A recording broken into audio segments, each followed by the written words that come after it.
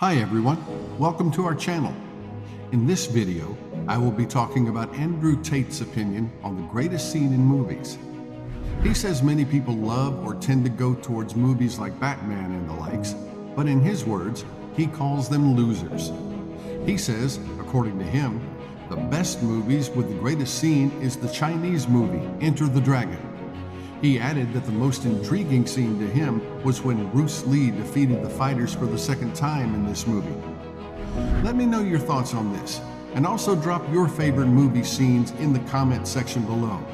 Give this video a like, and subscribe to my channel. You know what the coolest scene in any movie is? No, that's actually a question. I'm not just gonna tell you. Sit and think. Take a few seconds. What is the coolest scene that shows the most mental fortitude and badassery that's ever existed in any movie in history ever?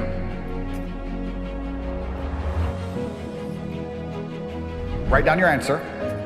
I bet none of you get it right. You're all such fucking dorks. Oh, Power Rangers, I'm thinking Power Rangers. Or in the Batman movie, in Marvel Comics. Losers. Thanos. Geeks. Thanos. Beat the shit out of you people. What's wrong with you people? The best scene in any movie ever, officially, from Top G, the most compendious, the most respected lord of all beasts of the land and fishes in the sea, the number one top striker, Andrew Tate. Best scene in any movie ever is Enter the Dragon. Undisputed martial arts champion Bruce Lee. When he defeats all of the henchmen down in the dungeon on his second attempt.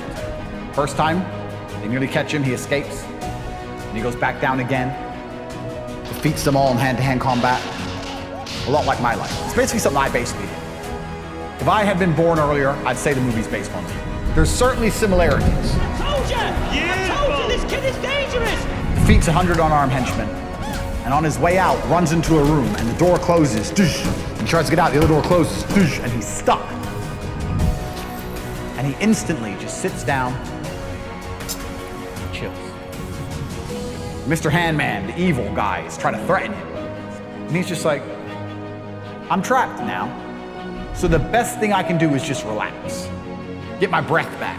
It's been a long, hard afternoon. No point in kicking the door, it's solid steel. No point in panicking. Just relax. It's the best move on the board. Then when the door eventually opens, at least I'm energized. Better than being tired. Making the best move on the chessboard, regardless of how losing your position is a life philosophy that most will never understand. Watch that scene and you will understand the power of Bruce Lee. I understand it very well also. Sometimes you look at your position on the board and you're fucked. But still, regardless of how fucked you are, there's still a best move. There's always a best move and a worse move, no matter how bad things are. Many people, when they get to a losing position, think, it doesn't matter, I don't have to make the best move anymore. I actually disagree. Maybe 9 times out of 10, the best move won't save you, but that 1 time out of 10, the best move might be just enough to save your ass. And on a long enough time frame, if you play the game repeatedly, day after day, taking risks, always making the best move regardless of whether you're winning or losing, it will compound into an upward spiral of never-ending success. You might end up somewhere near me. You might have dinner one day. You might stop being a brokey. You might stop being a loser.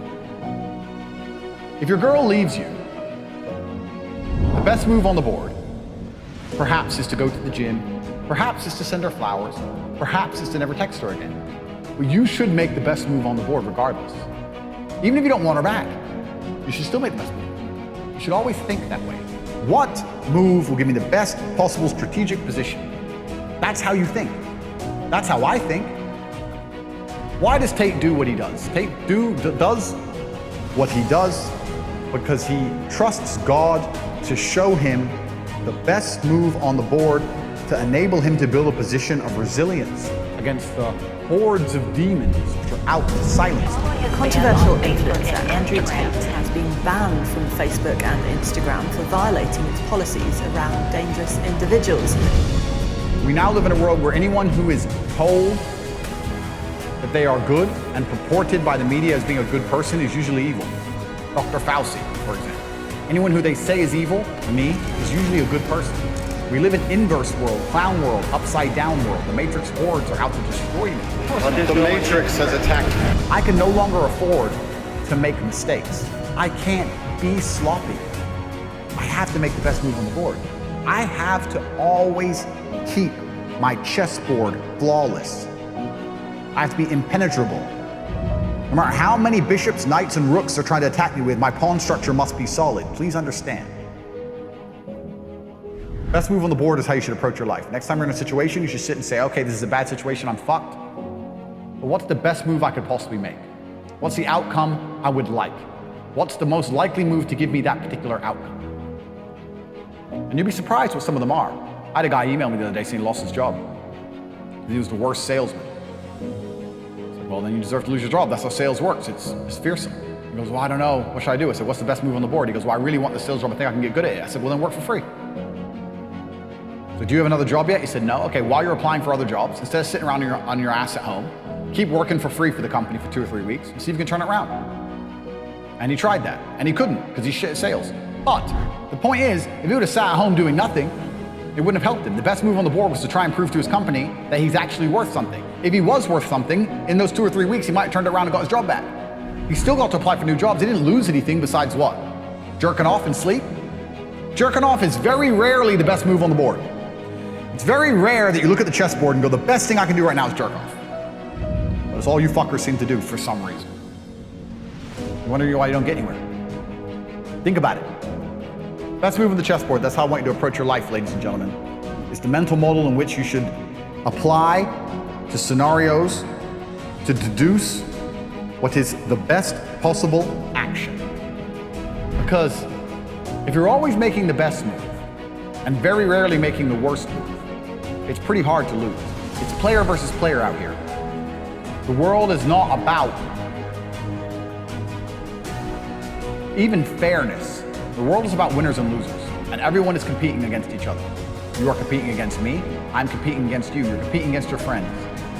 And you're competing against your enemies. You want $1, so does everyone else. You want that hot girl, so does everyone else. You want that house, so does everyone else.